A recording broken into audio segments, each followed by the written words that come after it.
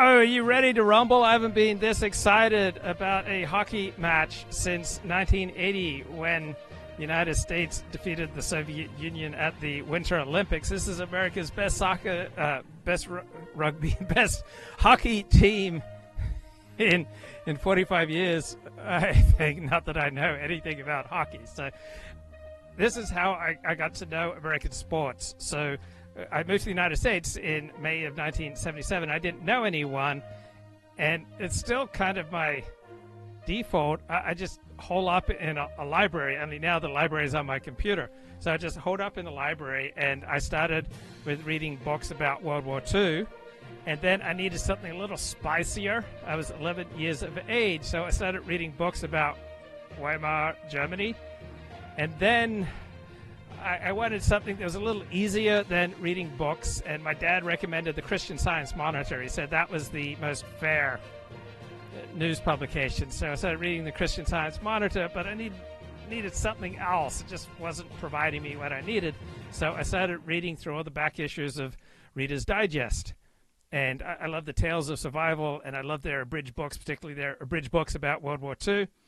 And then I started with Life magazine. So I think it started in the 1920s, went through all the back issues of Life magazine. Then I went through all the back issues of Time magazine, all the back issues of Newsweek. And I started learning about American sports from these publications. Then I went through all the back issues of Sports Illustrated in the 1950s onwards. I think it started about 1956. And that's how I fell in love with the Dallas Cowboys. It seemed like a good Christian team led by Coach Tom Landry and quarterback Roger Staubach. And the Dodgers seemed like a good Christian team with Steve Garvey as their all-star first baseman. So that's how I came to be a Cowboys supporter, a Dodgers supporter. And then I didn't know who to pick for basketball, so I figured I'm going to pick the team that just won the championship, and that was the Washington Bullets. And that was the last time they won anything. So eventually, after I moved to LA, when the Lakers came back from like 26 points down against, I think, Sacramento or Portland in the fourth quarter of Game 7, and then went on to win it all behind Kobe Bryant and Shaquille O'Neal, I switched to becoming a Laker fan. So around year 2000, and I would read a bit about hockey, Bobby Orr. I'd see that in Sports Illustrated, but I couldn't develop any emotions about it till the United States defeated the Soviet Union in the Winter Olympics. I tried to get into Premier League soccer and decided I'd be a Liverpool supporter because they were winning a lot this is 1977-78. And so one way that I got to know the United States is by going through all the back issues of these publications. And we didn't have a TV, so the primary way that I got to learn about sports was reading books and reading these publications. And I would often hang out with the fathers of my friends. I just liked hanging out with them and talking. And I remember some of them said, you know more about sports than any other kid I know, because I learned about sports from reading. So I was able to talk about Johnny Unitas in the 1950s, right? Jim Thorpe playing in early versions of the National Football League. And here we go. This is one of my favorite commentators on Israel. I'd say he's center-left. What the hell is going on with the Egyptian army moving forces near Gaza? This is Shael Ben Ephraim, and he's got a YouTube channel where he explains Israel. The header for this video is the Gaza war about to turn into the West Bank war. And before we get started, let's tackle the elephant in the room, the return of the bodies of 4 dead hostages, one of which has been identified as Oded Lifshitz, and the other 3, almost definitely the Bibas family, have not been identified yet. Hamas turned it into the usual 3-ring circus. I don't even know what to say about that. The good news is that within 24 hours, we will have 6 hostages back to Israel. So at least there's something good to look forward to. But that's not the main thing that I want to talk about today. That's very tragic. I don't have too much to add about it, except for, I hope it doesn't lead to an escalation that will torpedo the release of the rest of the hostages. What happened today that could have a lot of long-term effects on the conflict is the detonation of some bombs and others that were found in Gush Dan, the area of Tel Aviv.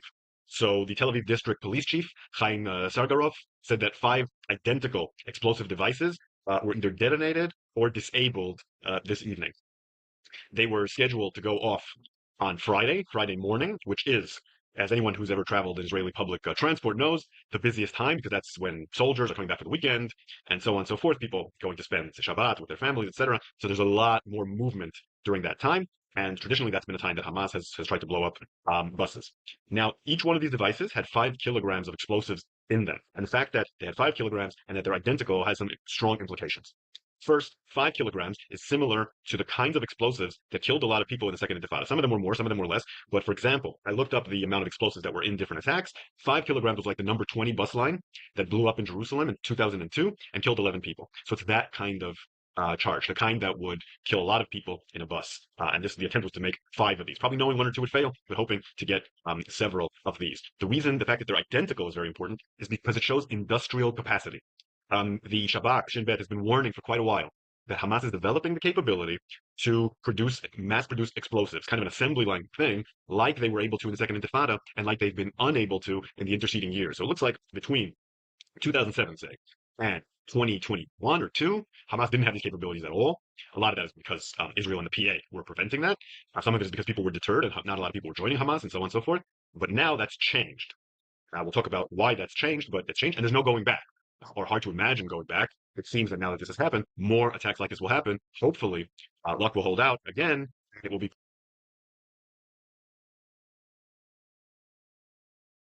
You can follow this guy on X. Shael Ben Ephraim sounds like an American who moved to live in Israel.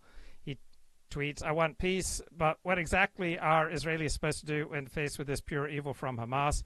They are going to inflict absolute destruction on their own people. Trump is in power. The Israeli government is the most right-wing it has ever been. Hamas are blowing up buses, executing children, giving random dead bodies to families. What do they expect to happen? Tell me." All right, and this guy's center-left. Prevented in various ways. It's not easy to do this kind of thing. Hamas failed now, but once enough attempts are tried, inevitably, law of averages means that, unfortunately, some may get through. So what do we know about who did this? Well, we have a lot of strong clues. According to some media reports, not others, it said that on one of the explosives that this is revenge from Tulkarm. Tulkarm being, of course, a city in the West Bank where there's been a lot of activity of the IDF and a lot of activity of Hamas. One of the major cities, along with Jenin, where this is happening. Another explosive reportedly said this is for Sinwar, Nasrallah, and Def. So, yeah, it looks like it's coming from Tulkarm, and it looks like it's coming from Hamas. Reportedly, a Telegram channel that represents the Tulkarm battalion of the Hamas had the following report, quote, "The revenge of the martyrs will not be forgotten so long as the occupier is present on our land.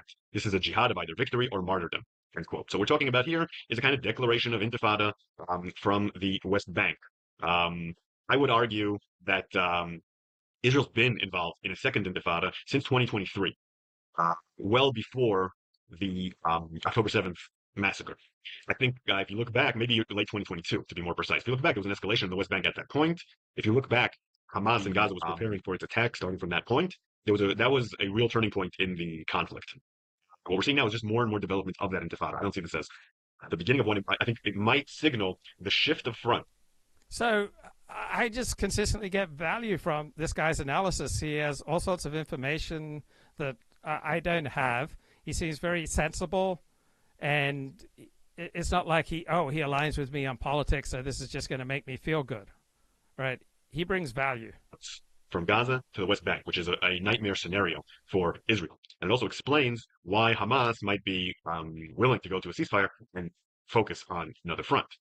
So Israel Katz, the defense minister, said, quote, "In light of the severe terror attack attempts in the Tel Aviv area by Palestinian terrorist organizations against the civilian population in Israel, I instructed the IDF to increase the intensity of the counterterrorism activity in the Tulkarm refugee camp and all the refugee camps in Judea and Samaria. We will hunt down the terrorists to the bitter end and destroy the terror infrastructure in the camps used as frontline posts of the Iranian evil axis." He also added, "Residents who give shelter to terror will pay a heavy price." Quote. So those are the kind of quotes that we heard more about Gaza than about the West Bank in the past. Katz has said similar things. There is a warning here that the civilian population is going to suffer, which is not typical for warfare in the West Bank. It shows an escalation. I think that comes with the willingness that Israel has now to consider deporting the population in Gaza. There's definitely, how do we put it, less sensitivity towards the needs of the civilian population, more of a willingness to treat them almost as combatants, sometimes in contravention to international. So I'm absolutely torn by Donald Trump's Gaza plan because I got to admit, as a Zionist, I just emotionally I love it. But the side of me that's practical sees this as a massive incentivization of jihadi activity. So how many people are going to die because of the provocation of Trump's Gaza plan, right? Open question. Thank you, Cyberview, for the $10 super chat. Keep up the great work. I appreciate your support. Law. Now, you have to keep in mind that since the war started in Gaza, 13 soldiers have been killed in the West Bank, and at least 553 Palestinians have been killed. Other numbers have it up to around 900. About 100 of them have been children, including some incredibly tragic events. And that's where we are. So what we're going to see now is an escalation of something that's already quite escalated. But why is this happening? And so the brutal truth is Israel is not really defensible without substantial parts of the West Bank. And I expect every people to put their own people's survival and welfare as their number one priority, even if it violates international humanitarian norms, even if it violates international law. I expect Israel to seize large parts of the West Bank, and I would expect that Israel would welcome the displacement of Palestinians. And something like 500,000 Palestinians in the West Bank have been displaced over the past few months. So Israel would just love to drive them out, right? Israel is strongly incentivized to make life miserable for Palestinians in Gaza and the West Bank, in hopes that they will leave and that somewhere else will harvest the enormous human capital represented by Palestinians. Like, don't you want peace and prosperity and cutting-edge scientific achievements and entrepreneurial energy and top-rate academic analysis and brilliant medical innovation? All right, why not have your company, have your country, not the United States, but the Palestinians are a human capital gift that I would just like to give to the world. Right? Let the world reap the benefits of this enormous untapped human potential that is represented by the peace-loving Palestinians. Happening. And why are we now seeing that Hamas has the capability to launch the kind of attacks that it launched during the Second Intifada and hasn't been able to since? What's changed over the last couple of years? Maybe the most important thing, certainly one of them, is that Iran has been putting a lot of effort into smuggling explosives and other weaponry into the West Bank through Jordan. And Israel has had limited success in stopping that. Second, the war in Gaza has outraged people in the West Bank and provided volunteers. But maybe more importantly, from the perspective of the West Bank, there's been repeated raids by the IDF and settler attacks on various Palestinian villages, which has also served to radicalize the population. The population in the West Bank is a lot more pro-Hamas than the one in Gaza, because they've suffered a lot of the same indignities, but they haven't suffered the same consequences. So therefore, they're more extreme. And then there's also a final thing. It's been 20 years since the Second Intifada, so there's a whole generation that doesn't know anything about the Second Intifada except for the stories, hasn't experienced it, doesn't know the price of these kinds of intifadas, and hasn't been deterred by Israeli arms. So Israel bought deterrence in the West Bank at a very heavy price with Operation Defensive Shield, but that has expired, as deterrence tends to do. So that's what we're seeing right now. Meanwhile, the ceasefire in Gaza is supposed to go from its first phase to its second phase in a week. But, of course, talks haven't really started about the second phase. Under intense American pressure, they've started now. And so senior Israeli source told Channel 12, quote, it's hard to believe there will be an agreement within a week about such serious diplomatic issues. But in the meantime, we're working as hard as we can on the dynamic of releasing the hostages and a ceasefire. All sides understand the interest in doing so, and they will likely try to make Hamas understand it too. So a second phase seems unlikely. It's certainly in the time frame. Israel's going to try to extend the first phase and get more hostages out, but I don't really see why Hamas would agree to that unless they're trying to play for time and have some kind of plan for that. And as a reminder, we have 30 hostages that are still alive in Gaza. They need to be brought out. So even if Israel plans to renew the fighting at some point, there's really no reason right now not to come to a second phase agreement and get the hostages out, aside from some very well-known political obstacles to doing that. Meanwhile, just today, the president of the Palestinian Authority, Mahmoud Abbas, said the following, quote, we want to return to Gaza. We want a two-state solution. We want to hold presidential and parliamentary elections. So Abbas is coming out. So I'm getting a lot of comments on a video short I made commenting on Gonzalo Lira, who lived in Ukraine, said a lot of nasty things about Ukraine, during its war with Russia and then died in Ukraine. So here's my short. What the hell? Where's the bloody volume, mate? And sad end.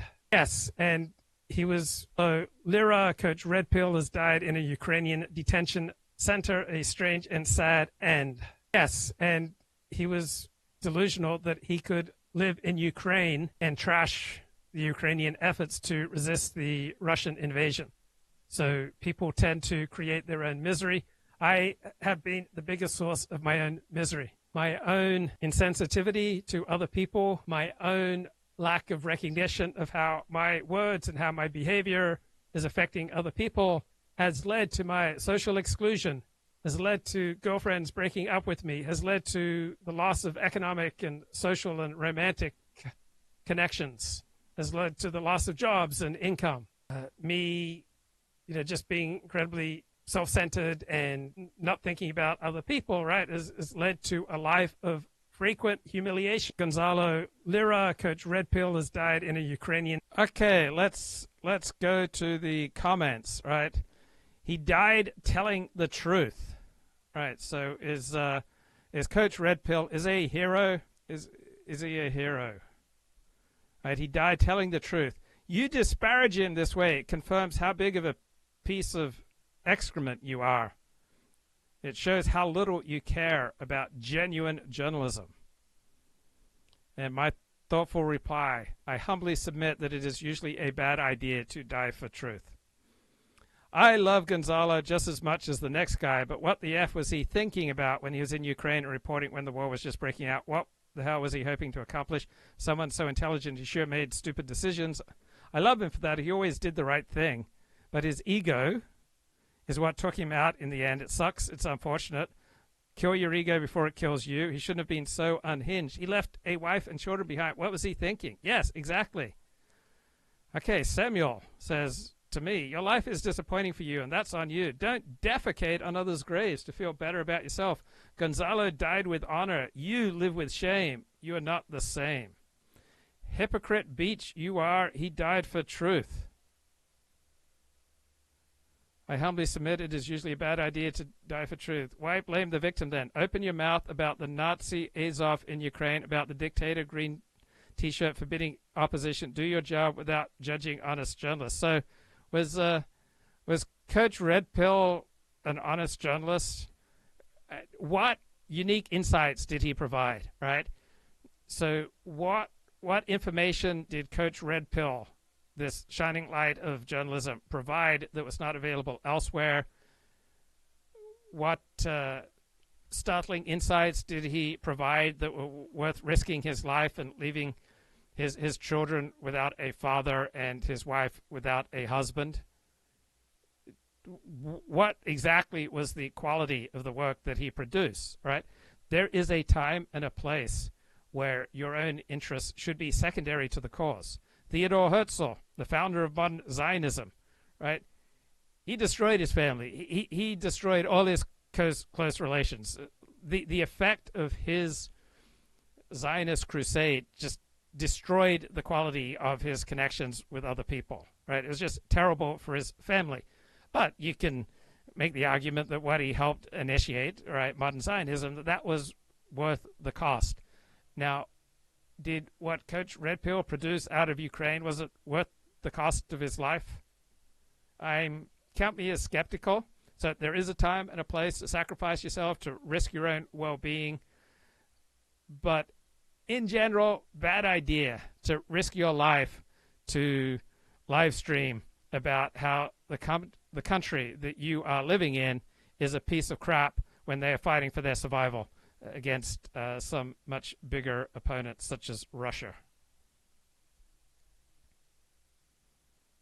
Now, well, might you ask about Eric Prince. I didn't know that Eric Prince went to Hillsdale College.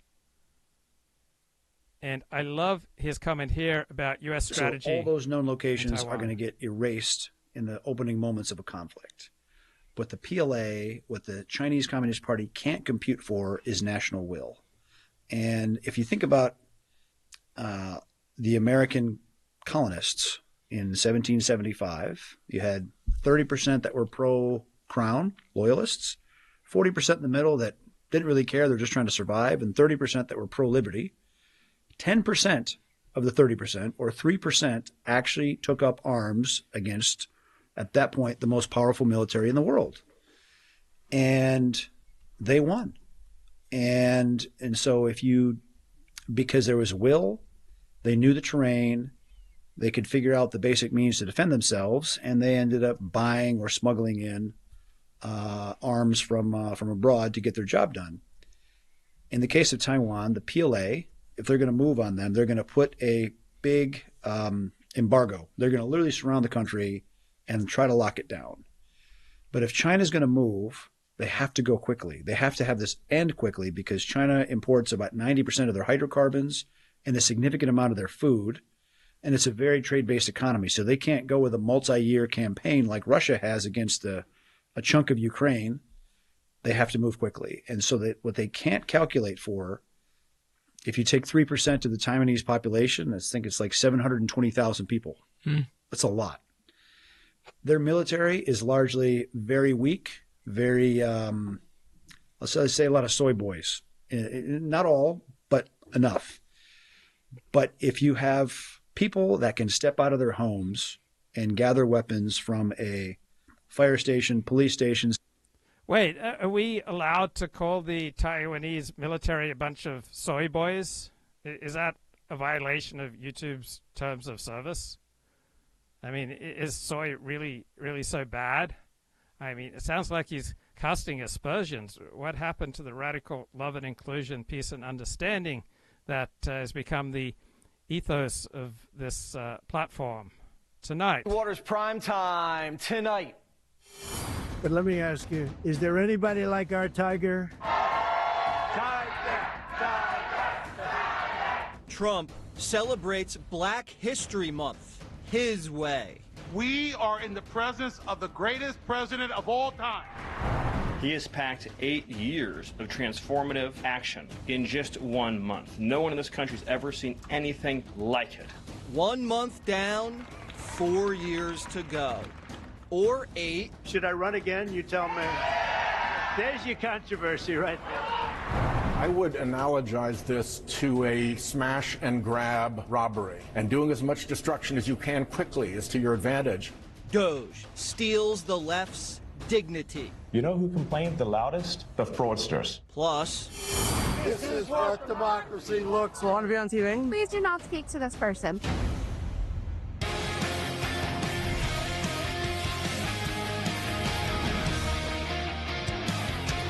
Watch out, Elon's got a chainsaw. So when I was walking down the street on Shabbos talking Torah with my mate, and I were to inform you that some complete stranger wanted to reprimand us for not wearing a mask during the this is after about 10, 11 months of COVID. Would you be shocked to learn that it was a young woman, a complete stranger to us, who berated us for not wearing a mask as we were walking outside?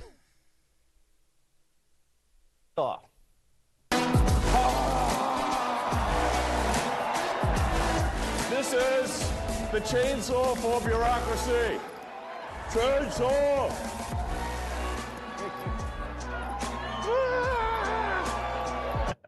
And get ready, DC.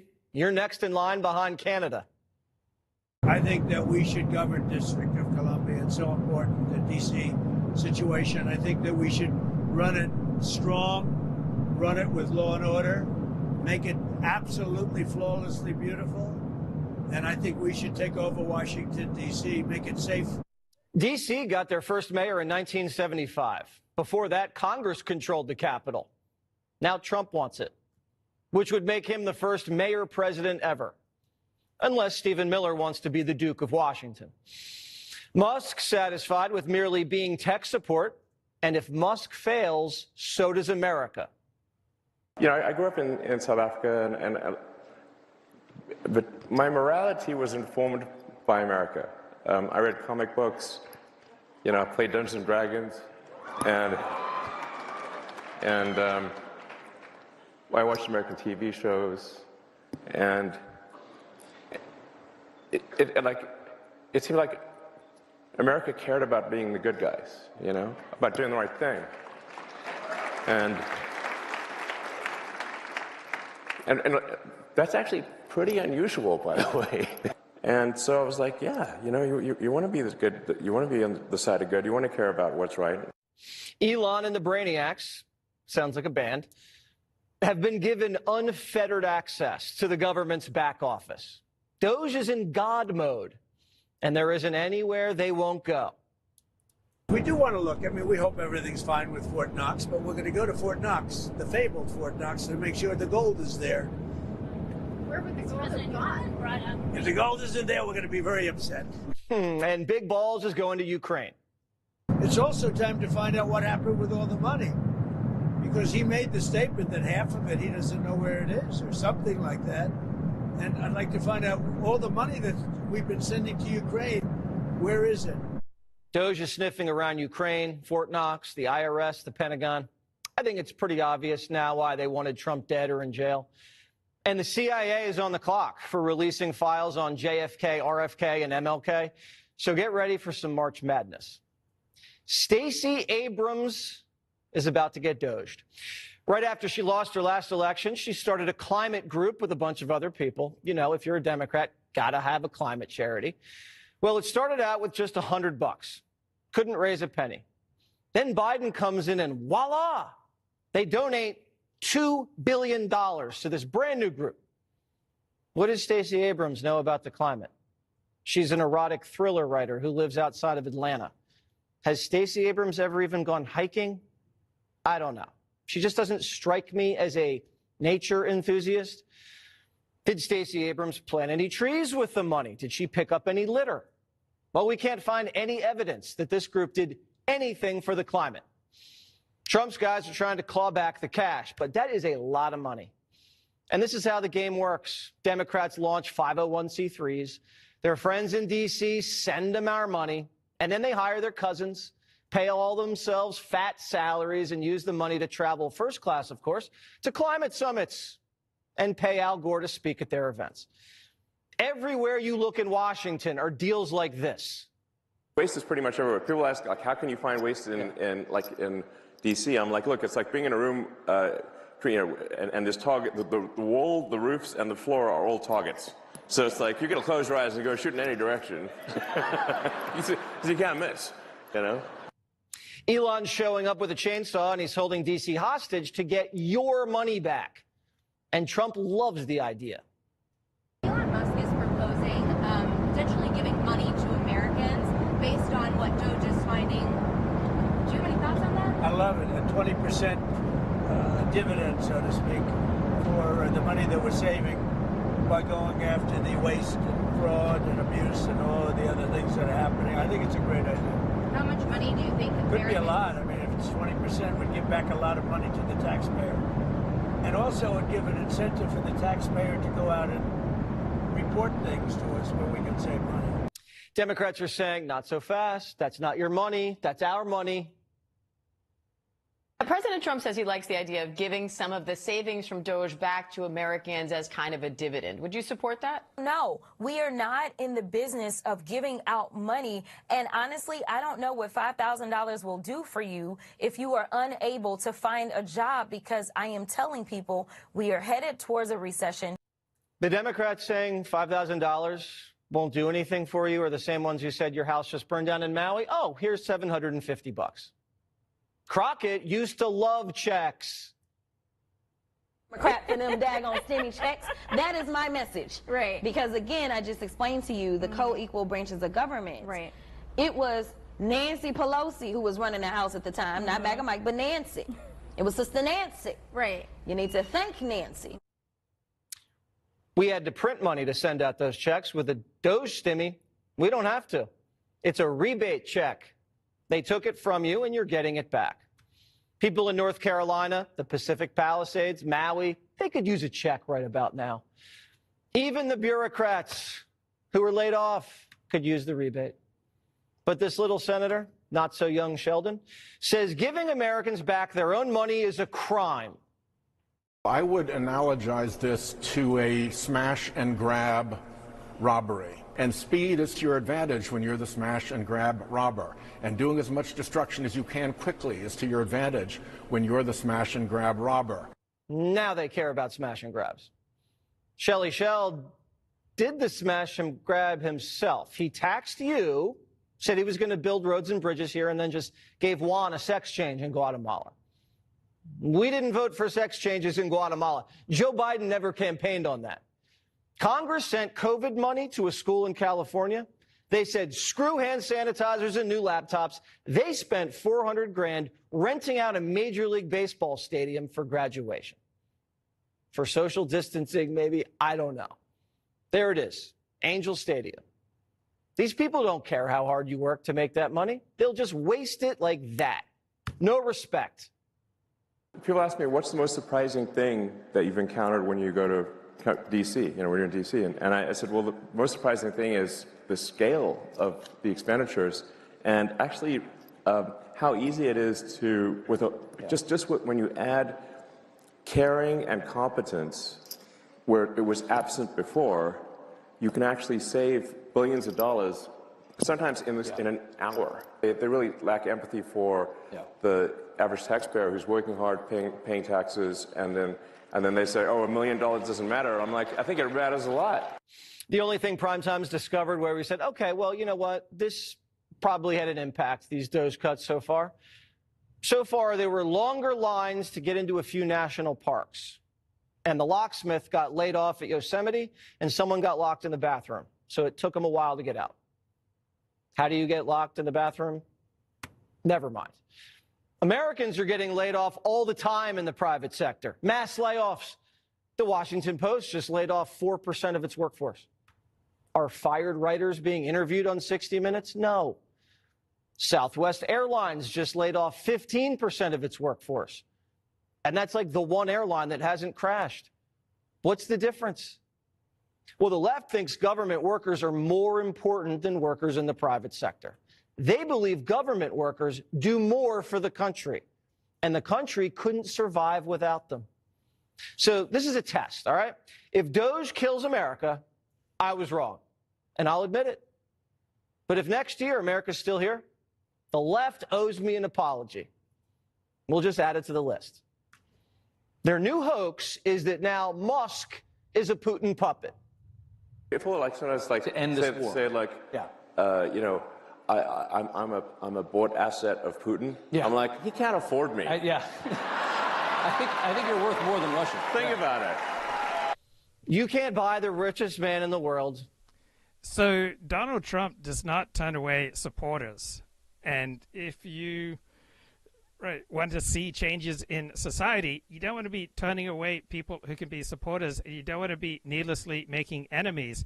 And the way that the right is just piling on Lindy Lee, this former Democratic strategist and fundraiser, and how they're trashing her by pointing out that prior to election night in 2024, she was a staunch public supporter of Kamala Harris and Joe Biden. She was, right, because she had responsibilities when she was on that team to put up a public face, and she wrote on X that she was voting for Kamala Harris in Pennsylvania, and my God, she didn't, right? So there is a cost when you join a team, right? Lindy Lee was quite tight with Joe Biden, Kamala Harris, and the Democrats, right? She was a key player, and if you want to be a key player in a big, powerful organization, you give up a lot of liberty, and you often have to say some things that are not true, right? You work as an assistant, you'll often have to say, oh, so-and-so is not available right now, they're in a meeting right now, and it's a lie. The person just doesn't want to take the call. And so when you're part of an intense in-group community, all right, there are a lot of public pieties that you have to utter. There are things that you really have to say that you may not believe, things that are false. It's just part of the price of having that intense in-group identity. If you want to have a good marriage, all right, I would assume that you can't always say 100% of what you believe to be true to your spouse at any given time, or even to your friends, right? I have friends with whom I can discuss evolution, but I can't discuss Darwinian natural selection theories of evolution with all my friends. There are a lot of people in my life with whom it would be a terrible idea to start talking about evolution. There'd be other people in my life with whom it'd be a terrible idea to talk about how God wrote the Torah. Some people in my life are on the left. I'm not going to bring up right-wing politics gratuitously to them. So any kind of connection, right, it always comes at a price. Donald Trump welcomes support. And this Lindy Lee, right, she is becoming an important part of his support. And it's self-destructive to try to shame her and blame her and deny that she's now on Team Trump and Team Republican. Right? She changed, right? We should welcome people who convert to our cause. And that's what drives Democrats nuts. Can't buy him, can't shame him, can't cancel him. You can't debank him. And the world's richest man is teamed up with the world's most powerful man. Now Trump has the Secret Service. He should be in good shape. We hope, we pray. But Democrats are making things dangerous for Elon. The other day, a Tesla dealership was vandalized. Pam Bondi just launched Operation Whirlwind. And anyone slinging threats at Elon will be held accountable. Chuck Schumer's already gotten letters from the Justice Department. There's nothing tyrannical going on here. And if there is, that's what we pay lawyers for. America's heartthrob, Stephen Miller, gave the press a civics lesson. Listen. It is true that many of the people in this room for 4 years failed to cover the fact that Joe Biden was mentally incompetent and was not running the country. It is also true that many people in this room who have used this talking point that Elon is not elected fail to understand how government works. So I'm glad for the opportunity for a brief civics lesson. A president is elected by the whole American people. He's the only official in the entire government that is elected by the entire nation. The whole will of democracy is imbued into the elected president. That president then appoints staff to then impose that democratic will onto the government. The threat to democracy, indeed the existential threat to democracy, is the unelected bureaucracy of lifetime tenured civil servants who believe they answer to no one. Trump can hire whoever he wants. It's not like Biden, who flew his son all over the world in a government jet and shook down foreign nationals for access. Elon has a nose for this. He's a computer science wizard, a turnaround artist, and he's pretty good with numbers. I'll tell you a lesson I learned at PayPal. You know who complained the loudest, the quickest and the loudest and with the most amount of righteous indignation? The fraudsters. That's who complained first, loudest, and they would generally have this immense overreaction. That's how we knew they were the fraudsters. That's how we knew. There's to tell. Florida Governor Ron DeSantis is here. All right, so Governor, we've had about a month of Doge. So why is hockey so white? All right, I'm looking at these player introductions right now for USA versus Canada. And soccer used to be a dominantly white sport, but as it's become more athletically demanding, particularly in the Premier League, it's become a much blacker sport. Okay, so many things to discuss right now. I'm a big fan of the writer Simon Cooper, and he's published a lot of great books, and he has a regular column in the Financial Times. And the Financial Times is the most expensive subscription that I have. I spend $186 a year to subscribe to the Financial Times. And this is the headline on his piece today. Goodbye to the good guy. Donald Trump is the first U.S. president to voice a pessimistic worldview. Is that true? Donald Trump doesn't strike me as a pessimist. He strikes me as quite realistic. I like his realism. So it's odd that the Europeans were baffled by Donald Trump. He had long signaled that he admired Vladimir Putin, that he felt unattached to NATO, yet his plan for peace in Ukraine seemed to shock European officials. Well, people love to live in a dream world. They say about the phenomenon of debting, addiction to debting, that it is a disease of vagueness. Right. So many forms of dysfunction are a disease of vagueness, and an important early step to recovery is to become clear. And so you track what you eat, you track how you spend your time, you track how you earn your money, you track how you spend every penny, you track your debts, you track your earning, track things, and you'll have much more clarity, and you'll be on your way to some recovery from addiction. So Europeans just living in a world of delusion. right? They had hoped for the best to avoid preparing for the worst. I don't understand the left in that they have this positive view of human nature. It's just completely unfathomable to me. I have what I think is a pretty sober and skeptical view of human nature, and I'm a happy guy because that's my expectations for how people will behave are that they will overwhelmingly just act in their own self-interest. And when people act differently from the incentives that they face, then I think, wow, that's just amazing. But I don't think I'm someone who's just filled with resentment and disappointment. Having a sober, skeptical view of human nature, I think it's a solid foundation for happiness. Europe didn't think the world worked this way, that an aggressor attacks a country that was minding its own business and is rewarded. How deluded do you have to be to think that Ukraine was minding its own business? Ukraine was building ties with the West. Ukraine was trying to get into NATO. Ukraine was trying to get into the European Union. Ukraine was getting weapons from the United States. Ukraine was getting training. Ukraine was effectively a de facto member of NATO, right? This war has not been Russia versus Ukraine. This war has effectively been Russia versus NATO taking place in Ukraine. And the default in the news media is to just describe Ukraine as simply minding its own business, didn't do nothing. Ukraine just a good boy, just getting its act together, about to release its first rap album, just a young lad, didn't do nothing. And then big bad Vladimir Putin went, for no reason whatsoever, came and smashed them.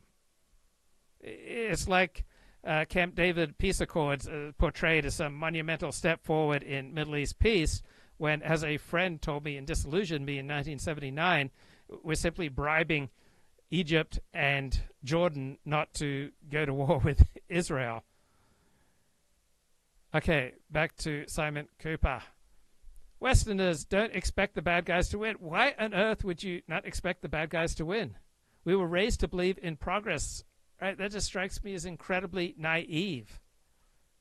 Do you really believe that the world is inevitably moving in a progressive direction? That belief gave us a false conceptual frame for reading the world. I don't think trads, nationalists, tribalists, people on the right, conservatives, religious people believe that the world just inevitably gets better. Right? This is a left-wing delusion. Simon Cooper is a man of the left. Right? Academia is dominated by the left. And so you have to be left-wing, right, to believe in something so foolish. My God, are we getting ready for hockey here? Right? Did we boo the Canadian national anthem, asking for a friend? So this match is taking place in Boston. All right, they're playing the national anthem. They're playing the American national anthem. Got a beautiful woman who's singing it. All right, join us for team coverage as we get ready to rumble. Canada versus the United States. I wish I had Kevin Michael Grace on the show. Man, they're going crazy in Boston. Press 1 if you believe that people are basically good. Press 2 if you believe that humanity is inevitably progressing. Press 3 if you don't want to be on the wrong side of history, whatever the hell that is. Okay. Western faith in progress was a blend of Judeo-Christian morality and Enlightenment reason. No, it wasn't. Right? The perspective on human nature by both Judaism and Christianity is a highly skeptical one. So Judaism seems to have much more of a belief in human potential than Christianity, but the foundation of Christianity is the doctrine of the fall and that people are born sinful. So God smites the wicked, people grow wiser, and scientific advances improve life. That is not a fair representation of Judaism and Christianity. Yes, there are teachings that God smites the wicked, but there are not teachings that God always smites the wicked and quite rapidly. Right? Sometimes people grow wiser, and frequently people grow dumber. Scientific advances sometimes improve life, sometimes diminish life. Yeah, overall, right, science advances. our films and fairy tales reinforce this optimism. They do in the United States, but English culture, European culture, Australian culture, not nearly as optimistic as American culture. I've got a bunch of courses from the teaching company, and there's one course on American values, which I listened because I thought it was going to be super gay and I'd make fun of it. But it was pretty good stuff. And yet I can't pull it up. What the hell? What the hell? I wrote it. Anyway, it said that one distinct thing about American values is pragmatism, but also it's incredibly hopeful. And that there is an optimism in the American worldview. Right? It's far more optimistic than the worldview of any other nation. Like, tell me I'm wrong. Like, who else is more optimistic, more enthusiastic than Americans? Right? I can't think of any. Okay, good guys win the shootouts and Cinderella lives happily. That's in studio films, bro. Right? The most beautiful girlfriend I ever had. Right? I would take her out every Sunday night, but she only wanted to see independent films. And they were not optimistic. All right? They were about people who would traffic in human organs. I mean, incredibly dark stuff. But she was so hot that I took her to these dark independent movies because she was hot. But I don't generally like downer movies. My favorite genre of movie is the underdog sports story. Pretty much every underdog sports movie I've ever seen, I've loved. The good guy theory of history seemed confirmed by actual Western history. Only if you're incredibly naive. What about the hundreds of millions of people who were slaughtered and raped and tortured in Western history? Right? Our central modern morality tale was victory over Hitler. There are so many other stories that are not nearly as much about victory over Hitler. Okay, I can't believe Kash Patel is now heading the FBI. That's hilarious. Voted no. Kash is an outsider who promised to reform the agency, get it back to fighting crime, and give us the answers we've been waiting for. Why do we still know nothing about that guy in Butler? What's going on? Kash is going to get to the bottom of it. Yeah, there you go. By the way, yeah. Kash was a controversial pick for some, but he proved himself at the hearing and is now going to lead the Bureau. Have you caught your breath yet? It's been 1 month since Trump was sworn in. I do think that we've had maybe more executive orders than CNN has viewers each night, so hello to our friends at CNN. Trump signed more executive orders in the first 30 days than every president since the 80s combined. And we can already see the change. So the hockey match has started, and there was no fight to begin the match. What the heck? Now, normally I'm an incredibly spiritual person who has transcended most earthly desires, and I probably shouldn't be lusting for a fight. But there were 3 fights in the last match in the first 9 seconds. Right? Bloody hell, we are now 15 seconds into this match, and there have been 0 fights. Do you think less of me that I'm hoping for a brutal slugfest? I'm hoping for fights. Perhaps I should transcend this carnal desire. Maybe I need. Oh yes, we got some shoving. Oh, perhaps maybe I should transcend this and try to get into my buffered identity, and do away with these earthly desires for conflict. But this is, oh man, we've got very strong emotions. Ooh, a lot of pushing and shoving. Okay, some good signs. Good signs. Good times. We're in it together, guys. Criminals are going home. The border is sealed shut. America is safe, sovereign, proud, and free. We are a nation that everyone in the world understands all across this planet. You do not come here illegally. You will not get in. You will go to jail. You will go home. You will not succeed. This is the biggest and most successful change in any area of law enforcement that this nation has ever seen, and he did it in under 1 month. The America we knew under Joe Biden's vanish. Poof, like that. President Trump's first month in office has exceeded the wildest dreams of his most loyal supporters and the darkest nightmares of his fiercest detractors. The America that Joe Biden left behind on Jan 20th is no longer recognizable, erased in 4 frenetic weeks by an empowered, implacable, and historically popular MAGA presidency. The White House celebrated the 1-month anniversary by handing out 9-page packets full of Trump's accomplishments. Gave it to the press. Doubt they'll report on it, so I will. Here's some highlights. Border secured, hostages returned, girls' sports saved, DEI dead, fraud doged, cabinet cleared, hundreds of billions of foreign investment secured, drill, baby, drill, and paper straws canceled, just to name a few.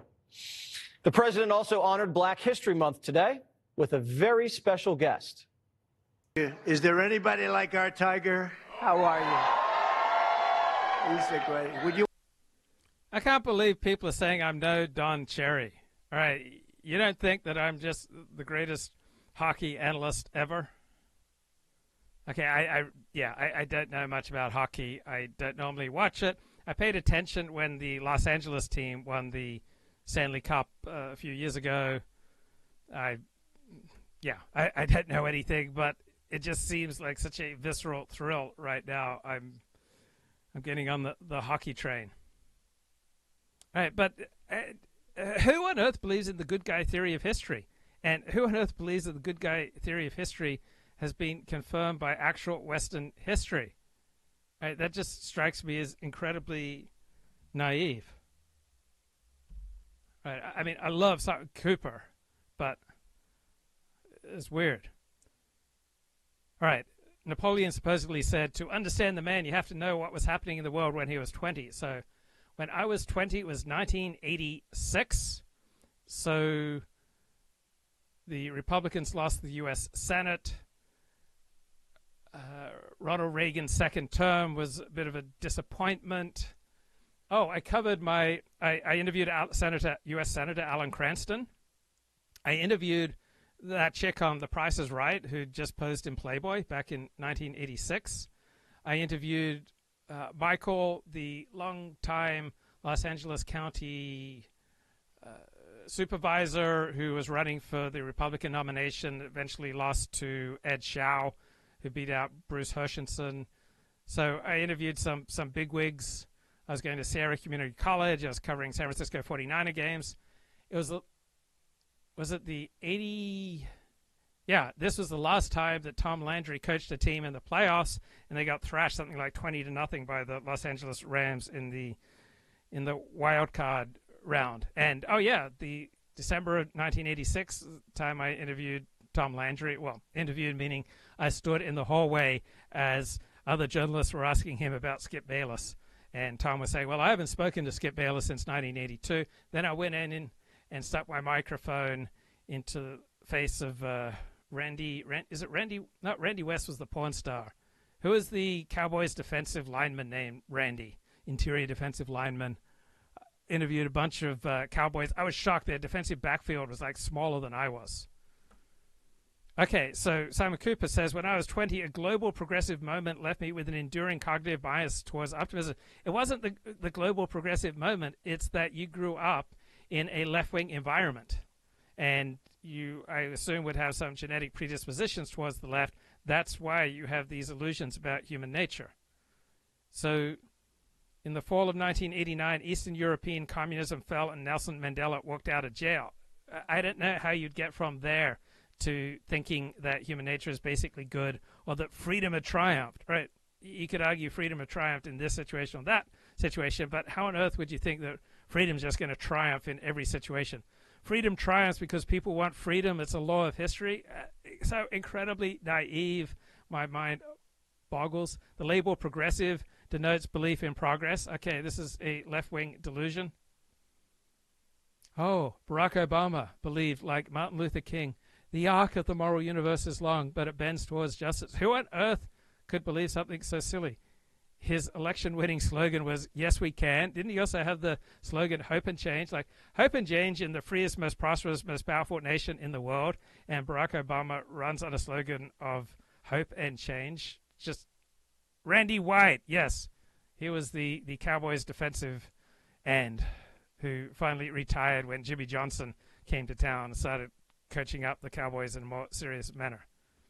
So belief in progress remained tenable for a few more years. It had absolutely nothing to do with the world outside of him, right? It's everything to do with the world inside of him, right? People on the right, whether conservatives, trads, tribalists, nationalists, people on the right have never believed that human nature is basically good. So Simon Cooper is trying to tie his belief in human progress to things going on outside of himself. So he wrote in the Financial Times in 2014, humans have been getting more educated, rich and internationally connected, more likely to live in democracies. These factors tend to reduce violence. There have been no interstate wars since 2008. Perhaps there is progress in history after all. Just so incredibly naive.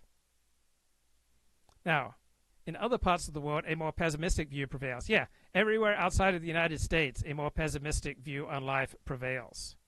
So apparently texts of Russian books reference anger and sadness more often than U.S. books. Russian illustrations also depict anger and fear more frequently. So apparently historical pessimists believe the world is run by a conspiracy of bankers, elite, pedophile, CIA plotters. Look, you don't have to believe in these nonsense conspiracy theories to recognize that people primarily act in accordance with their incentives and act according to the rules of human evolution. You don't need some giant conspiracy to explain nasty things happening in the world. Religious pessimists believe that this world is a vale of tears. Most religious people believe that a perspective on life, that life is a vale of tears, is a fairly accurate one. Maybe not, entirely accurate, but overall, it's a pretty darn good way to understand life. Let's get a little bit more here from Jesse Waters. And we're going to help with our public policy to make it possible to do that. It's like the roaring Reagan 80s. Being patriotic and popping your collar's cool. Well, maybe not popping your collar, but you know what I mean. The Journal says, quote, there are signs that MAGA isn't just retaking the White House, it's gaining a firmer foothold in the broader culture. NFL players are doing the Trump dance in the end zone at football games.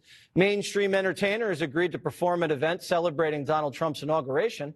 Trump-friendly comedians and wellness influencers are populating YouTube and other social media.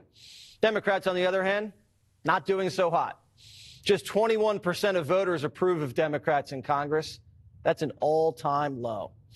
I wonder why. Maybe it has to do with the way they speak to voters. Jasmine Crockett says this is why Trump won. Listen. All of the criticisms that exist of Donald Trump, he right now has a 53% approval rating. It's higher than it's ever been. 70% believe that he's fulfilling his promises, and 45% believe Democrats should be more moderate. What do you take away? My takeaway is just like the election. We've got to do better at education. People don't understand. Okay, educate me. And boy, does she miss the big guy. Maybe Sleepy Joe is what we wanted because we could at least sleep at night. You hear that? So I hear people talking about how they need to educate their bosses about how they deserve to be paid more. I mean, I can't help but burst out laughing. Right? This notion that we need to educate people. I mean, people who watch this show think, oh, 40, if you just spent a few hours studying these particular materials, then you'd then see the world as I see it, right? It never occurs to me that you're going to see the world as I see it if you just read this book or just listen to this video talk, because you have different genetics from me, you have different life experiences, you face different incentives, you know different people, all right? So this notion, oh, we just got to educate people. I just got to educate my employer about my real worth. It doesn't. It's not something I can receive naturally. It just seems ludicrous. It's like believing that people are basically good and that the long arc of human history bends towards progress. Historic inflation, a wide-open border, 2 proxy wars, and a coup was just white noise. Jasmine slept like a baby. Joe's replacement wasn't any better. Her campaign was historic, but not in a good way. Because that time she was on The View and she was asked, what would you have done differently? And she said basically nothing I could think of. A lot of people say that was the moment that the election was lost. I got a text from a prominent Democrat in the Midwest who I respect that said instantly, I think she just lost the election. Will history be kind to her in terms of how she ran this campaign, given the structural impediments to winning? I will be kind to her. Yeah. I don't know about history. Kamala tanks the party, and if Democrats want to revive it, they need to start living in reality and stop being snobs. The Democratic Party has, in some ways, become too much seen by too many Americans as the party of elites and institutions that have failed them. If you were talking about democracy over the dinner table, you probably didn't have to worry about the cost of the food on that table. Hollywood's not getting the memo. They'd rather double down. When you think hero, who do you think of? I don't know. Do you have an American hero? I do think of the Capitol Police, the guys at Capitol Police.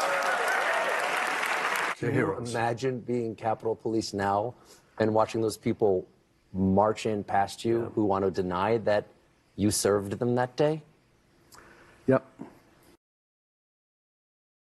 Okay, chat does not approve. What are you getting lazy? Is that all we're going to do is watch Jesse? So Canada surged to a 1-0 lead. Quite disappointing. All right, back to Simon Cooper. Donald Trump became the first successful American politician to voice historical pessimism. Is that accurate? He might be right, which is fascinating. He blames elite conspiracies for sabotaging the U.S. In geopolitics, he disdains the good guy theory, and he believes in might.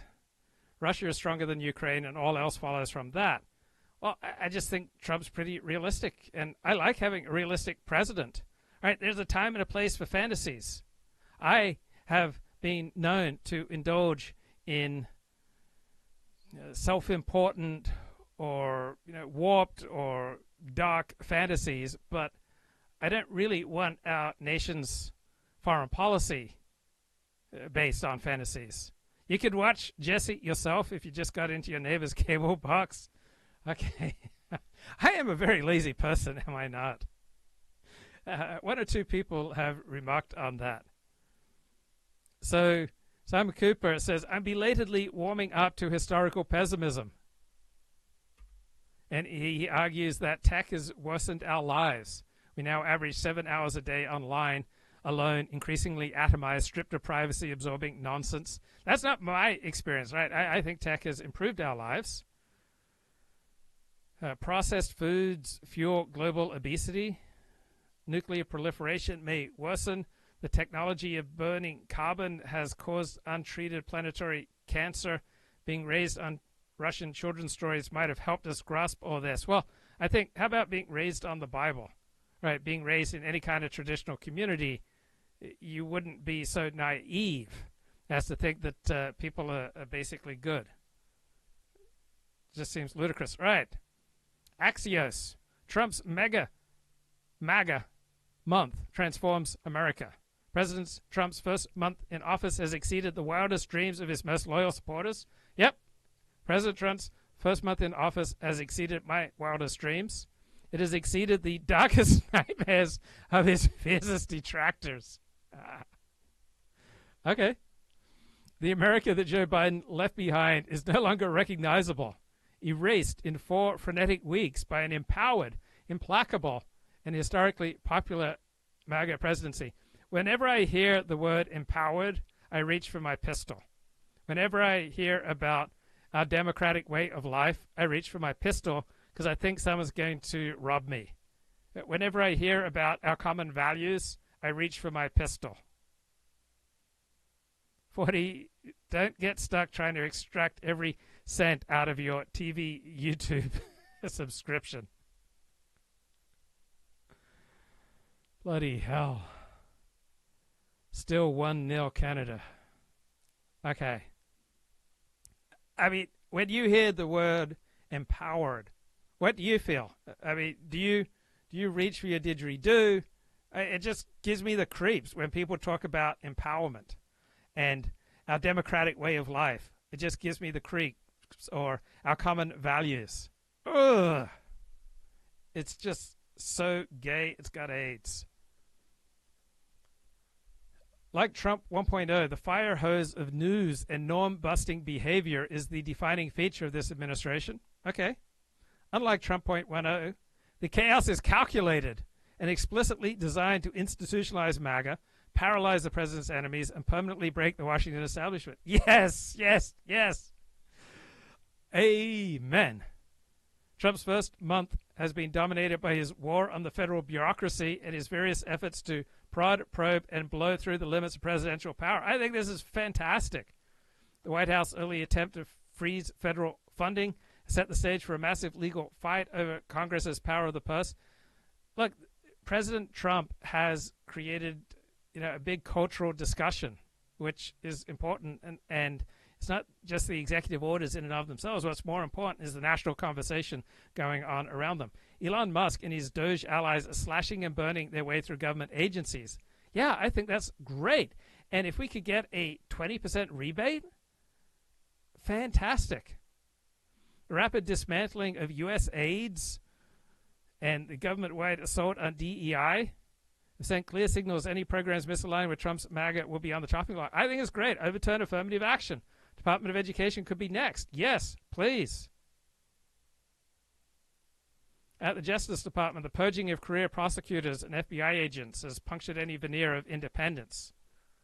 Well, how independent was the Justice Department prior to this? And the people who've been purged, are they primarily voters for the Democratic Party? I would suspect so. Trump and Musk's shock treatment of the U.S. government has overshadowed the two main issues that dominated the 2024 campaign, immigration and inflation. Good. Did those two issues dominate the 2024 campaign? I thought Donald Trump dominated the campaign. On immigration, Trump has moved with lightning speed to enforce his promise of a sealed border. Fantastic. Right, Congress will soon move to codify vast swaths of Trump's agenda. Fantastic. Trump has returned to a deeply transactional foreign policy. Have we ever not had a transactional foreign policy? It's just that Trump is more honest than our previous presidents. Tell me if I'm wrong. Isn't everyone you know just varying degrees of transactional in their relationships? Right, I understand parents love children beyond just the transactional. But overall, transactional seems to be how the world works. Maybe I just live in a dark dystopian world. But don't most people, most of the time operate on a transactional basis? Is it just me? Trump's proposal to take over and redevelop Gaza into the Riviera of the Middle East. Right. Hilarious. I hope doesn't encourage jihadis to slaughter a lot of people. The bottom line, Trump is only 2% through his 4-year term. If his bets pay off, he will have rewritten the rules of American governance for generations. Exciting. And here is an important development from Hugh Hewitt. Taught by Professor James Q. Wilson. It was about the Interstate Commerce Commission. Now, the Interstate Commerce Commission was formed in 1887 to regulate railroads.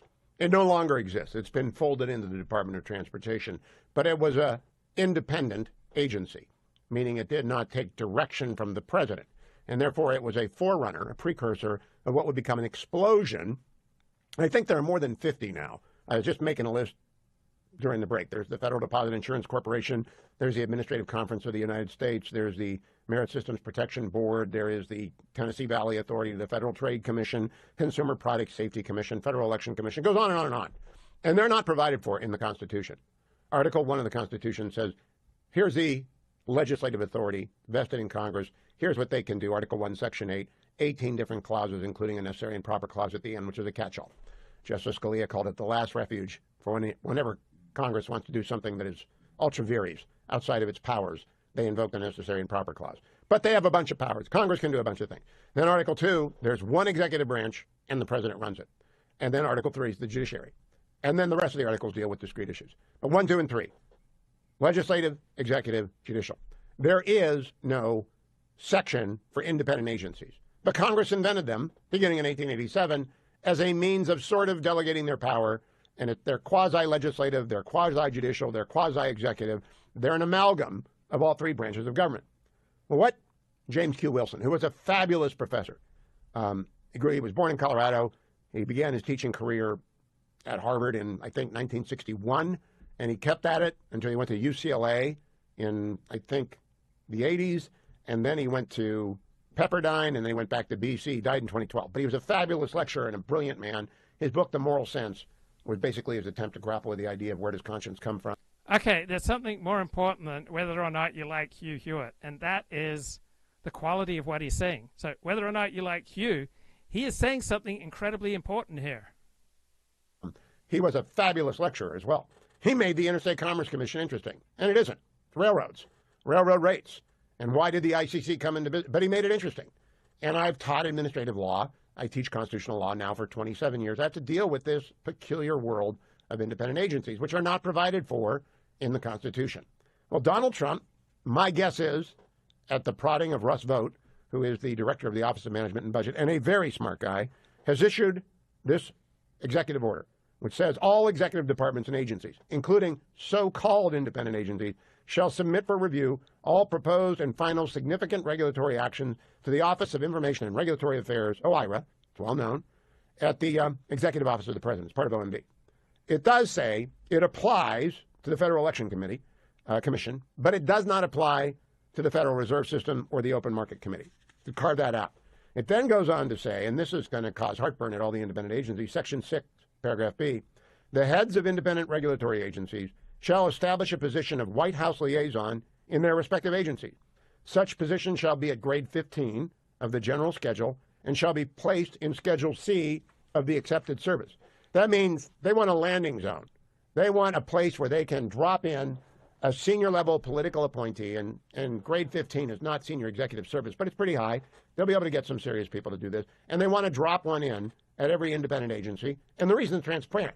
They want to know what's going on. They want to call a flag when anyone is doing something like throwing gold bars off the Titanic, which is what they did at EPA during the transition. Administrator Zeldin made a video about that. EPA is not an independent agency. It's part of the executive branch.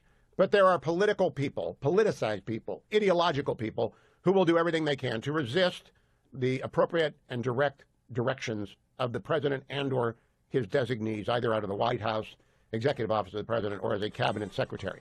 And that's not the way the government's supposed to work. We have a unitary executive. Andy McCarthy and I talked about this yesterday. I would recommend that you go and watch the short video that Andy and I did on why it makes sense to make a direct charge at a case called Humphrey's Executor.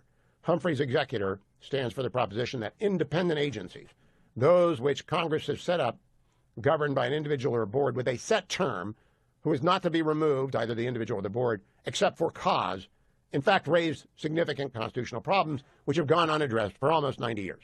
Okay, that case, Humphrey's Executor, is a 1935 or 1936 case. And it was 9-0, so it wasn't close. Middle of the Depression, they're getting ready to make the switch in time that saves the 9, and the court's not going to mess around with an agency that gets created in the middle of the Great Depression or who's running it. They're not going to get bollocked up in that, and they weren't going to give more power to FDR. That's a cynic's view of that, which is, boy, if we let FDR replace all the heads of the boards and the commissions, then he's going to have even more power, and he's already got both the Senate and the Congress. It's a very elaborate and interesting area. However, the bottom line, it's not what the framers intended. It's got nothing to do with the Constitution. Doesn't mean it's unconstitutional. It just means it has no explicit authority. Independent agencies do not exist in the Constitution. They are not part of the constitutional order. They are part of the development of constitutional law, but not that an originalist would say, thumbs up. And as Andrew McCarthy noted yesterday, at least two justices, Justices Thomas and Gorsuch, have indicated they're kind of uneasy with the idea of this vast armada of alphabet soup agencies having authority independent of everyone. And the Federal Trade Commission does, and so does the Consumer Product Safety Commission, and so does the Federal Elections Commission. They get their commissioners. The only check and balance is that the people who serve on that board have to go through Senate advise and consent. But they can go rogue, and they do go rogue. They go rogue under conservatives. They go rogue under liberals. They go rogue under Republicans. They go rogue under Democrats. They are an unusual creature of constitutional mythology. Now, myths are stories that are intended to be believed. We're supposed to believe that they can't be challenged. I don't believe that. I think it's time to have this discussion, and Donald Trump's removal of members of the Merit Systems Protection Board and the National Labor Relations Board has triggered this. There are 70 lawsuits in 1 month against Donald Trump. Some of them are easy. He can fire members of the executive branch at the head of an agency.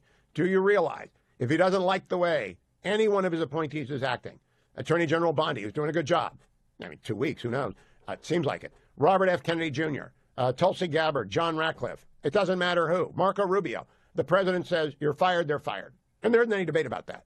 They can be fired with 1 minute's notice, and they might not get any notice. They can be fired on X. They can be fired by a telegram. They can be fired. Not so, or at least our understanding is right now, about the independent agencies. Time to run a systems check, because Congress has let it get away from them. They are not doing their job. They have delegated a lot of power. The non-delegation doctrine no longer has efficacy. Though who knows, it might rise from the grave as well with the new court. As I've said many times, Donald Trump built the trampoline in his first term with 3 appointments to the Supreme Court. Now he's jumping on it. How high and how far can he go? What kind of tricks can he do? We're going to find out. And we're going to find out, I hope, in rather rapid fashion. So we have about 50 federal agencies that essentially operate independently without supervision from the presidency or the legislative branch or the judiciary. And I would like to see them brought under the control of our president. So I think that was hugely significant. All right. Charles Lipson is an American political scientist. He is on the right. And go to charleslipson.com, sign up for his newsletter. Democrats built America's overmighty presidency. Now Trump is bending it to his will. This is hilarious, right? The president is not trying to dismantle the centralized state. He is using the powers of the centralized state created by the left to take on the left, right? So best way to understand President Trump's ambitious goals is to understand how they alter the massive changes made to America's government over the past century and how they leave many of those profound changes untouched. So Trump's policy goals are clear, right? He campaigned and he won on promises to reduce the government's bloat, cost, and regulatory burdens. He promised to root out fraud and corruption, and he's doing just that with Elon Musk and Doge. His cabinet secretaries implement those plans or they lose their jobs. He is taking firm control over government agencies that have long been de facto instruments of the Democratic Party. Right. Leading elite federal government civil servants overwhelmingly vote for the Democratic Party. They're not split between Democrats and Republicans. Right. These independent federal government agencies have long worked as piggy banks for progressive causes. Right. So Trump is wielding what Teddy Roosevelt called a big stick, and he's not bothering to follow Teddy's admonition to speak softly. So here's what most analysts have missed. Trump is leaving the strong presidency in place. He is turning it to his own purposes, right, to the chagrin of those who erected the powerful presidency. So he's not trying to change the basic structure of the powerful centralized state and the powerful president, right? The principal architects of our modern political presidential system were Franklin Roosevelt and Lyndon Johnson. Now Trump is gaining control over the structure that they created, and he is using its potent tools for his own purposes. And this is horrifying for the Democrats and progressive intellectuals who constructed this modern state, who formulated its key policies, and who controlled its flow of funds for decades. So we should not be surprised that they fiercely oppose Donald Trump's efforts. Today's government is far removed from the founders' vision. Right? The founders of the United States wanted a stronger state than the Articles of Confederation, but one that is far more constrained and less centralized than today's state. So founders recognized the need for a strong, energetic central government to confront foreign foes and suppress domestic rebellions, but they didn't want this state too strong They wanted a prudent and temperate state. They didn't want the central government becoming a tyrant, and so they set clear limits on its control over citizens and local governments. And you had the first 10 amendments of the Constitution, known as the Bill of Rights. Now, all this changed over the past century, mostly in response to urbanization, industrialization, modern communications, and Democratic politicians, along with a few progressive Republicans such as Teddy Roosevelt and left-leaning intellectuals, believe our new society requires a different kind of government. They wanted a stronger, more centralized government led by a more active president, and they succeeded, right? And their success has transformed how America is governed. What Donald Trump is doing, to the horror of Democrats, is using the structure that they created to pursue aims that they oppose. It is political jujitsu. Right? Donald Trump has grabbed the reins of this transformed, centralized state. He's grabbed our state by the throat, not to strangle it, but to bend it to his will. Right? The best way to disable someone, the best way to disable an animal, you go for the neck, because there are more joints in the neck than anywhere else in the body. Right? You compress, tighten, immobilize the neck, and you mobilize the entire animal. So Trump is using all the tools created by Democrats for a powerful central state to change politics in Washington and to alter the impact of the United States government on all Americans. And so the consequences are being felt in state capitals, city halls, police precincts, large corporations, small businesses, NGOs, public schools, and universities. So how is Trump using his leverage? By threatening to cut the funds that these institutions rely on, and by changing the regulations that control their activities. Right? Trump would never have been as effective if he just moved straight into his second term in January of 2021. So Trump is threatening the funds for sanctuary cities. He states if they obstruct his efforts to deport illegal aliens, he's going to prosecute them and defund them. He's threatening funds for local school districts and private universities if they refuse to eliminate affirmative action. And as long as they have diversity, equity, and inclusion programs, he's going to defund them. He's threatening their funds if they keep biological males in female sports. He's loosening the Democrats' green energy regulations because Trump wants to encourage energy production and lower prices, and he's making rapid progress. So his demands carry weight for three reasons. He's willing to act decisively. He's not just talking. He's issuing a blizzard of executive orders. He's carrying a big stick.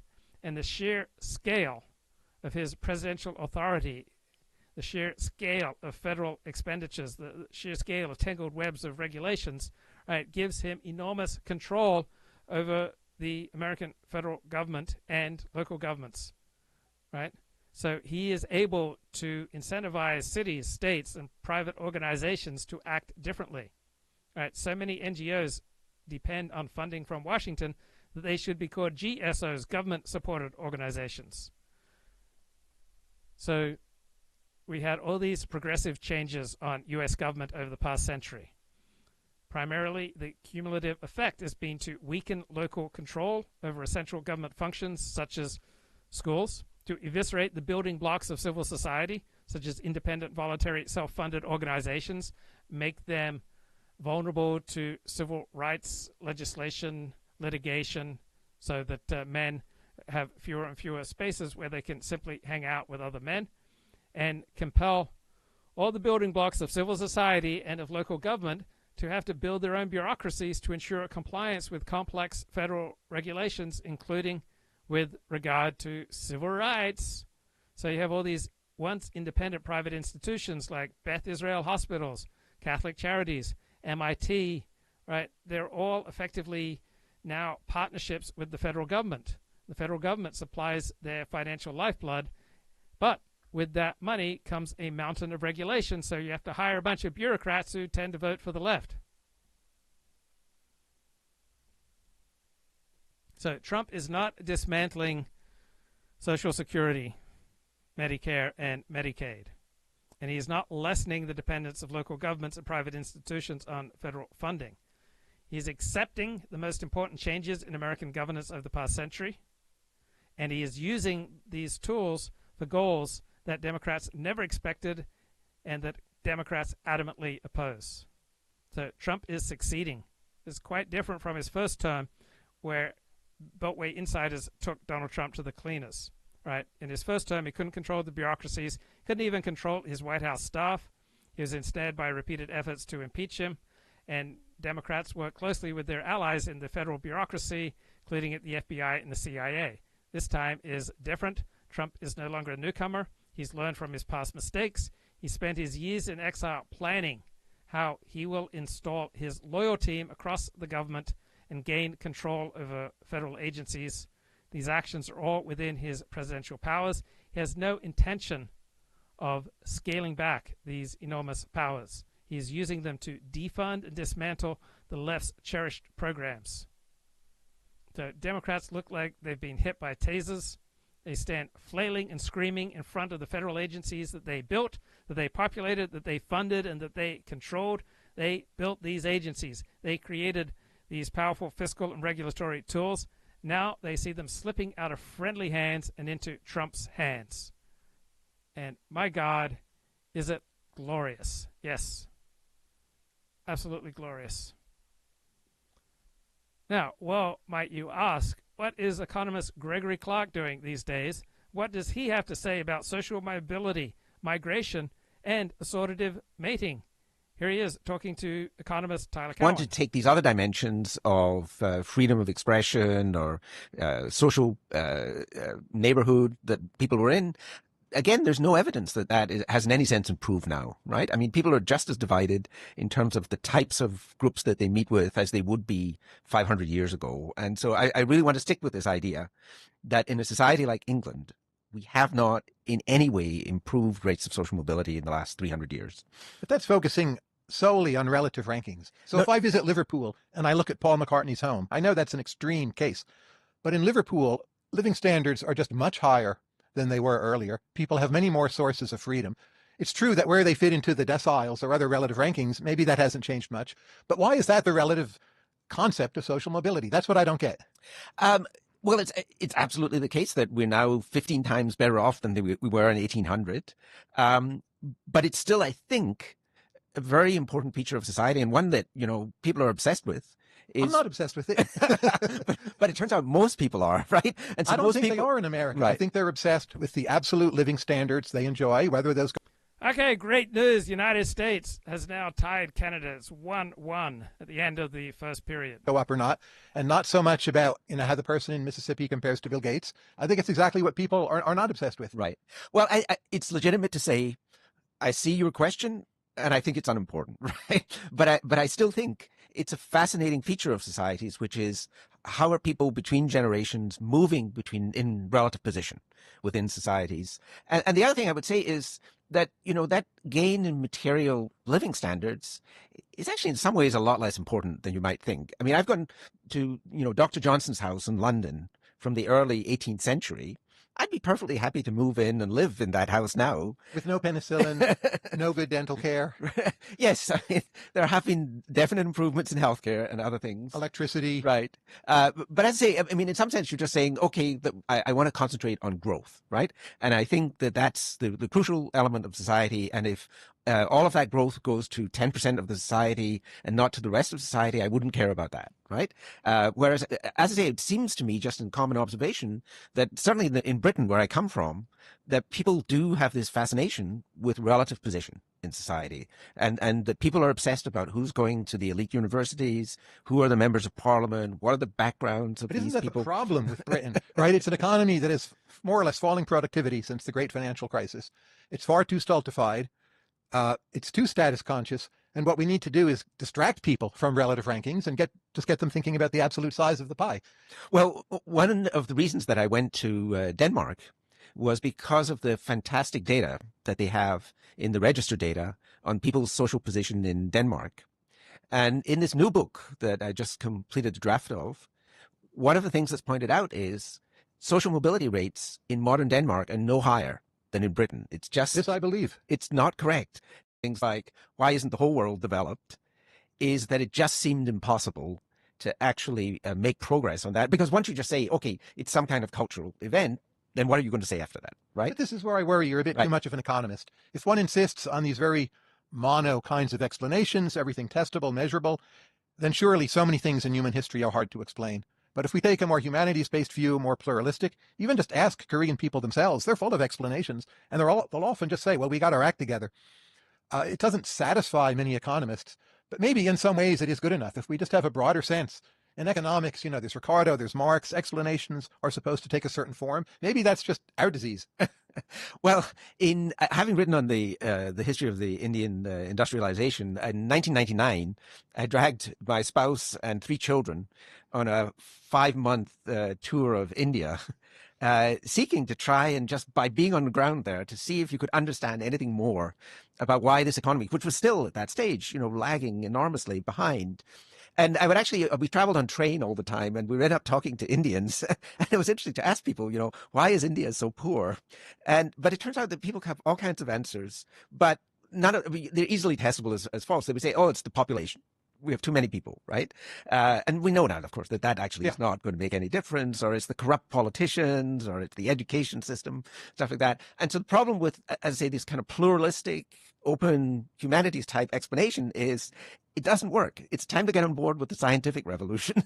We can only explain things if we have these mechanistic, closed form, empirically testable explanations. Otherwise, it's just conversation. If we take England, when I read your book, Farewell to Alms, I took you to be ambiguous. But when I reread that book through the lens of your later papers, it seems to me you're saying there was an actual genetic change in English society because of who was marrying whom and having kids with whom. And thus people, saved more, became more conscientious, more forward-looking. Yes.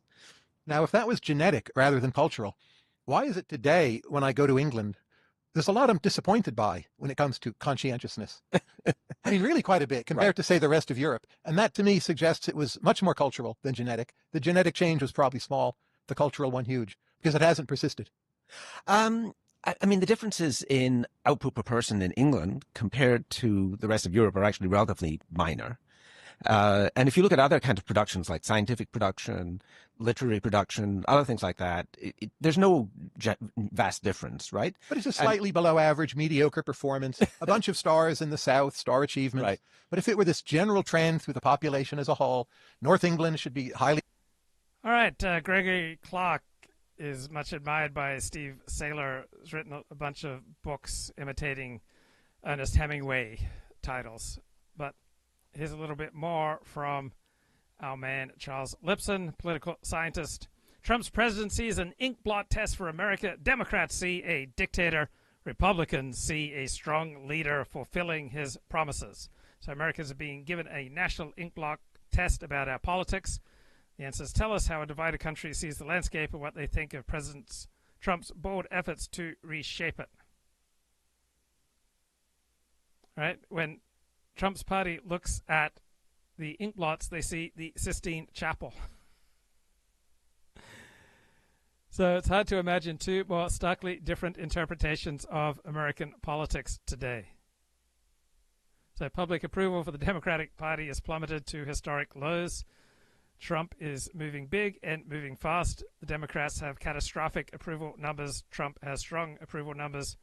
These are huge assets for the new administration. How can the president exploit these assets before the glow fades? And there's pretty good evidence that the glow has been fading over the past week. Trump's answer is to move with dizzying speed, using his discretionary powers and testing their limits. He is issuing a flurry of executive orders, appointing loyalists to key positions. I can't believe that he's essentially gotten all his cabinet choices through the U.S. Senate. Trump is exerting firm control over White House staff and executive branch agencies, and he's given Elon Musk and his Doge team the task of conducting line-by-line audits of federal expenditures. So Musk goes for the DEI. That's where he finds the corruption and the waste. He finds gross incompetence. He finds hidden stashes of taxpayer money. He finds funding for friendly journalists, and he finds outright fraud that makes for stunning headlines. So his findings help the president in many ways. They show that Trump means business about bringing efficiency and oversight to a profligate blob of bureaucrats. They show a president keeping his campaign promises to root out incompetence and ideological bias in government agencies. And they show Trump using Doge to drive a stake into the heart of the Democratic Party, which built the administrative state, filled it with partisan Democrats, and then used the taxpayer money to funnel to favorite Democratic causes. Now, Democrats are mounting the battlements to defend the edifice that they built. Unfortunately for them, millions of voters are screaming no. Trump knows he has to act fast, but he faces one other formidable limit beside the ticking clock: executive orders. He can only accomplish so much without help from the House and Senate. He needs them to raise the debt ceiling, keep the government open, pass the budget, fulfill his campaign promises to reduce taxes, and he needs the Senate to speed approval for his executive branch appointments. He needs congressional action, but passing legislation is difficult. It's harder when the goals are so ambitious, the House majority is so narrow, and the Senate majority so soft. So there are major obstacles. Trump has advantages in moving his agenda. He only needs a simple majority in both chambers to pass budget bills. He is tackling issues on which he campaigned and won, and he is largely aligned with popular positions, right, where about 80% of voters support his initiatives, such as his initiative to ban biological men from women's sports. Democrats are boosting Trump by taking the 20% side of many issues, partly because their progressive base backs them, and partly because party activists seem hell-bent on opposing Trump at every step. Trump knows how to sell his program to voters. He's devoting time to it. He's got an effective press secretary. He's taking full advantage of the new media landscape, populated with favorable podcasts to offset predictable opposition from the declining mainstream media.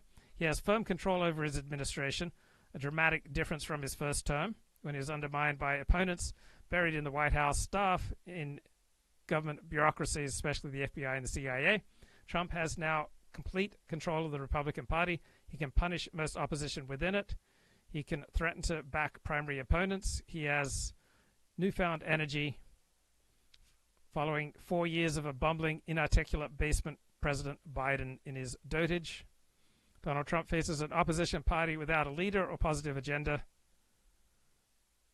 Democrats are reduced to singing the old Groucho Marx song, "Whatever it is, I'm against it." That is not a winning tune.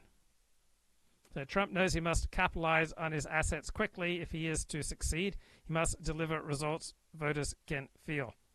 Right? Trump prepared carefully during his 4 years in exile, choosing both policy priorities and people he can trust for senior positions, and he is acting decisively.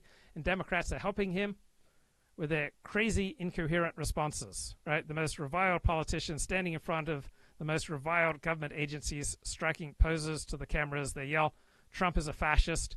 We're in a constitutional crisis." Their volume is high, but public support is low. Voters want to give Trump a chance, not forever, but for now. And Democrats have compounded their problems, taking the unpopular side of prominent issues such as illegal immigration. When Elon Musk finds government waste, they sling mud at him and defend the bureaucrats. They file lawsuit after lawsuit against Trump, even though voters rejected the Democrats' last lawfare campaign against Trump. Democrats are outraged at everything that Trump does. Trump's avid supporters are responding in kind. They are harsh, denouncing court rulings against Trump, which they call a judicial coup by partisan judges. So we got Bullhorn versus Bullhorn, not Lincoln versus Douglas. Now, whatever the merits of early judicial rulings, they pose a political trap for Trump in two ways. They block his actions, and so they prevent him from delivering results to voters. Second, they tempt him to ignore the rulings. Ignoring court rulings would be a grave error politically and constitutionally. He would lose the political center. Americans consider respect for judicial decisions a fundamental presidential responsibility. Now, President Trump's response to angry tirades is fascinating. Right? Most presidents would mouth soothing platitudes about compromise, unity, and restoring goodwill. Not Trump. His pitch is Americans will come together when his policies succeed. This is such a more honest answer than the usual claptrap. Won't satisfy his rabid opponents, of course, nothing will, but it appeals to the vast middle of the U.S. electorate. They yearn for a more competent government, a growing economy, higher real wages, reduced inflation, a secure border, fewer fentanyl deaths. They want violent gang members deported, not protected in sanctuary cities. They want a president who can deliver these results. Democrats are sinking in a pit of despair. They have yet to formulate a positive agenda.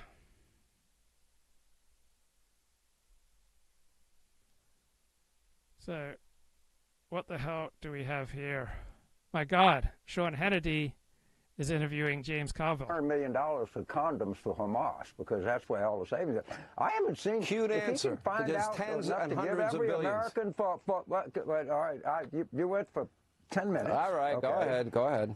If he can find the money, great, give everybody $1,000. But I'll tell you this: more deficit has accumulated under Donald.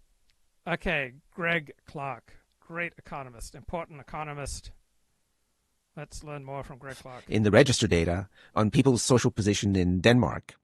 And in this new book that I just completed the draft of, one of the things that's pointed out is social mobility rates in modern Denmark are no higher than in Britain. It's just... This I believe. It's not correct to think of Britain as an immobile society. They both immobile societies. Denmark people, they go to the same high school, they hang out, they eat those weird fish sandwiches, and they help each other out, and you know what you're born into more or less determines how you, your kids, grandkids will do in Denmark. But I think the Danes themselves would actually think of themselves as a very mobile society, well, and it's a very open society. and so that's why someone who's interested in societies, I mean, it is fascinating to me that you can change so much about social structure, say between England and Denmark, but somehow not change one basic fact, which is just how connected are people to their parents in terms of their social outcomes, and also how little influence social institutions seem to be able to have on that connection. And I actually draw from this a comforting fact, which is to say meritocracy was achieved much earlier than you might have expected. Because what you would find in a truly meritocratic society is that the only things that really determine social position are going to be people's genetic inheritance and randomness. And that status seems to have been achieved in England already by 1700. And so I actually draw kind of this different lesson, which is that not only have we achieved growth in the modern world, but we've also achieved meritocracy hundreds of years ago. And I would think that a lot of people would regard that as a pretty radical claim about the nature of modern society, despite your skepticism. Let me give you a different reading of your work that probably you'll disagree with, but let me get your reaction. And this I call Strauss plus Brian Kaplan. Okay, I think we'll do without that. I need to eat some dinner, watch some